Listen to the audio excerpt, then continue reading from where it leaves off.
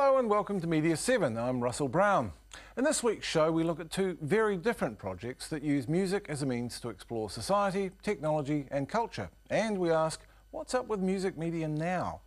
With me along the way will be Chris Bourke, the author of Blue Smoke, The Lost Dawn of New Zealand Popular Music 1918 to 1964, and Nick Dwyer, the host and co-creator of Making Tracks, which returns to the screen next week on C4. To get us rolling, Sarah Daniel surveys the treasures of Blue Smoke. New Zealanders have never been a people without song, says Chris Bourke. This little number, Blue Smoke, marked the birth of New Zealand's recording industry. It was the first song to be written, recorded and released here. His book is a glorious chronicle of half a century of musical and social change. From the heat of the war in North Africa and the birth of the Kiwi Concert Party, to Tex Morton, the yodeling pioneer of country. Johnny Cooper, the Māori cowboy, and Daphne Walker, who made this a hit in the 50s.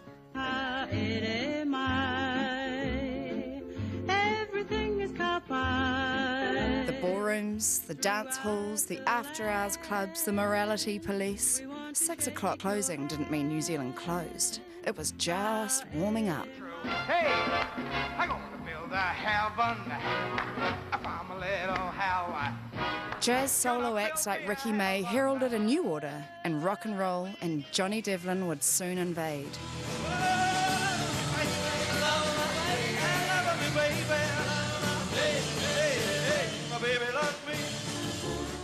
Chris Bourke's book is a reminder that if you want to discover history, music is not a bad place to start.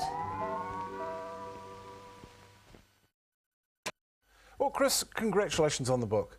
You're a musical historian by education, but this isn't strictly a musical history, is it? There's so much more in it than that. No, it's not about analysis of music. There's no dots analysed in it, but it's about the people that made the music, and that's where I always found the great stories were amongst musicians. They had such a good time together. The media pokes through the story all the way through. What were the dominant media? Was this music written about? Because I get the impression it wasn't taken very seriously. No, there was hardly anything substantial written about them. You'd see reports of the dancers, because we're really talking about dance music for most of this, before the Second World War, really. And you'd see reports of the dancers, and they'd list all the women's gowns, right down to what their shoes were like, and then right at the bottom you might see, and it was Chips Healy's orchestra providing the music, and that'd be it. And I'd think, hell, how am I going to get a book out of this? So they were roughly on the par with like the catering company or something? Exactly, they were hired hands just like the caterers. There is also, there's the big moral panic in the 1950s with the Maisengard report, which was quite strongly associated with what the kids were listening to. Did that happen through that whole period you cover? Oh, I think moral panics keep coming around about every 10 or 15 years. You see in the 20s, when the jazz rhythms start to arrive and change dance halls, that there was a moral panic then, lots of complaints to the councils about the cars revving up outside to all hours, the noise of the bands was so much different than these sedate tea dances. And then it all happened again during the war when the Americans were here, and there's a great story about the Methodists going around the nightclubs of Auckland and then writing a real yellow journalism about what was going on and how it was all going to hell in a handbasket, and that was picked up by the Herald and it became a big cause célèbre during the war, but it just keeps coming back about every 10 years. Obviously the soldiers brought music with them, but how connected were we to the outside world through this period? Because I think we've got this idea that we were an island and we didn't know what was going on. Well, we had ships, we got everything by ship, and those ships came every single day on a circuit from the States and Britain, and the harbour would be full of ships that would bring immigrants and all the goods that we needed to import, and amongst those were records and pianos and all that kind of thing. We got things remarkably quickly, just a matter of weeks, and then when radio started in the 20s and built through the 30s and 40s, all these musicians were listening to shortwave radio, listening to the tunes that hadn't arrived yet by record, but they'd transcribe them just by listening and put them on that week at the dance hall.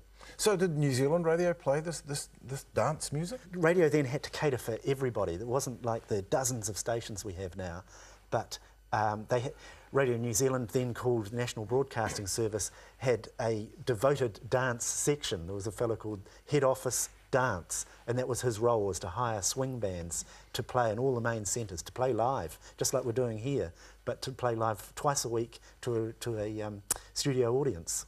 It's interesting, you have a quote that I've seen before from ARD Fairburn about complaining about the sentimental claptrap that was being played, this American music. I get the impression that although we think of New Zealand music now as a real cultural identifier, the cultural nationalists back then wanted no part of it. No, it didn't occur to the musicians. They didn't, until the 50s, say, where you had people like Sam Friedman writing songs like Haere Mai, Everything is Ka Pai, and Maori Style, and When My Wahine Does the Poi. Before that, they were covering music from overseas, and it was just mainly dance music.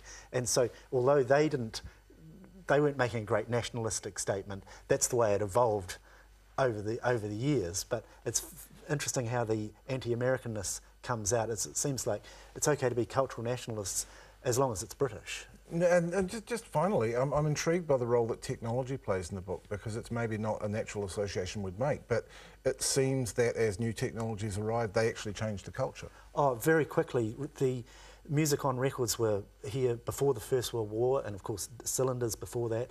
And in the 20s, when radio got off the ground, there's this amazing graph that just sweeps right to the top with the number of people buying radio sets in the country. And in the 30s, of course, records, the sales of records dropped off because of the Depression, but there was radio, and that's where people heard all their new music until they got to there on a Saturday night. Fascinating. Again, congratulations for the book, and we'll come back to the way things work now.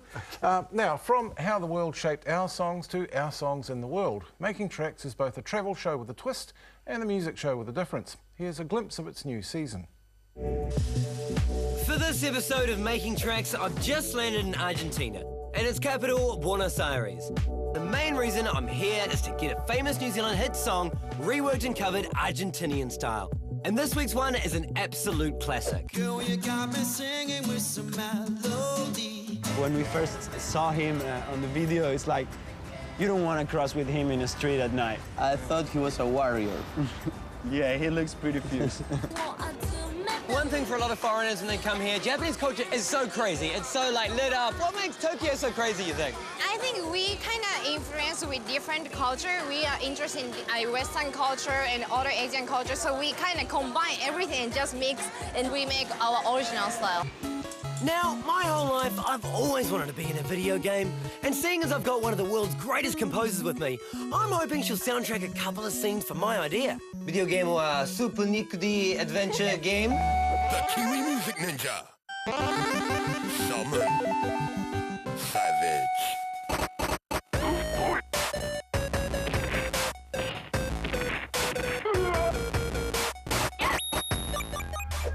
Awesome.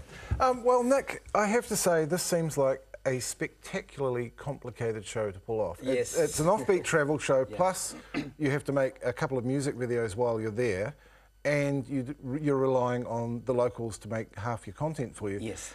How do you do it? It's with a lot of late nights and stressful phone calls all around the globe, but somehow it all manages to work out. I think one of the hardest things to do with the show is, I mean, you've literally got around 70 to 80 different artist interviews, stories to do in literally 5-6 different continents. And, if one person all of a sudden can't make it or everything's delayed, then it kind of affects everything. But somehow we've been really lucky. Everyone, all the artists that we interview and did stories on, everything worked out. We had a couple of little problems here and there, but yeah, it's very little sleep, to answer you. Does that bear out the cliche about music being a universal language then? Because it comes through in the show. Yeah, most definitely. It's amazing. And, a lot of these artists, pretty much most of what we're really proud of with the series is that a lot of the artists They're at the top of their game. Some of them are essentially the biggest artists in each country, and all of them just were really, really blown away by the standard of music coming from New Zealand. I mean, they hadn't heard it before, and they were like, "Wow, this is really good. We can't wait to put our own spin on it." And also, like the Argentinian group there, I think they were also quite shocked to see a side of New Zealand that wasn't Hopperton or Lord of the Rings. Yes, definitely. Yeah, they saw Tiki with his tattoos, and it was very much the case. One of the episodes is based in Beirut, and you know the Lebanese guy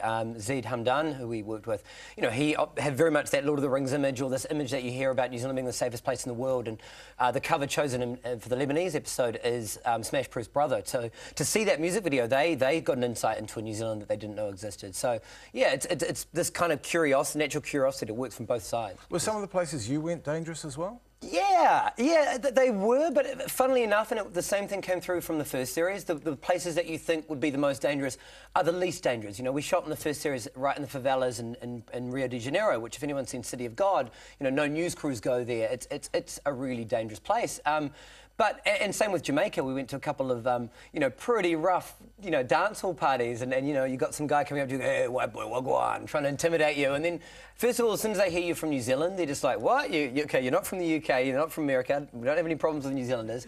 And then secondly, they're like, "Okay, so why are you here?" And you're like, "Oh, we've been filming with Jamie and Yellow Man." They're like, "Yeah, you come all this way to you know, to do a piece on music," and they're really, really blown away, and then all of a sudden they're like, "Cool, man, bless up." So the same thing, I mean, you know, I was led to believe that Beirut would be a really scary place, but you know, it's not. It looks not quite at cool. all. There's just bullet holes in the walls. Yeah, just yes, exactly. But yeah, the same thing. But the places you think would be the scariest are actually the most welcoming. Now, you had National Geographic Music Channel come on board with some funding for this one. What difference did that make? Well, I mean, one thing, off the back of the first series, I sent them a copy of the show just because I would have loved to maybe one day, you know, in 6-7 years' time to do some work with National Geographic, and they turned around and said, "Look, this is one of the best music shows we've seen in a while. Can we have it?"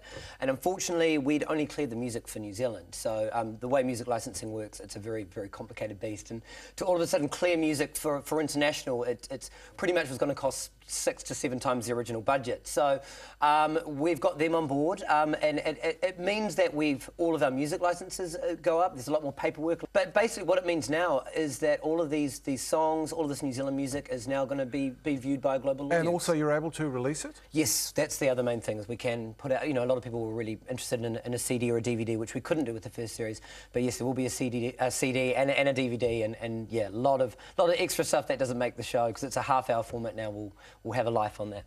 You're obviously passionate about what you're doing. That comes through on screen. What do you think you've achieved with it? Well, with the show? I think hopefully one of the main aims was always to give, you know, viewers an insight into countries we don't often see in New Zealand and on our screens here in New Zealand.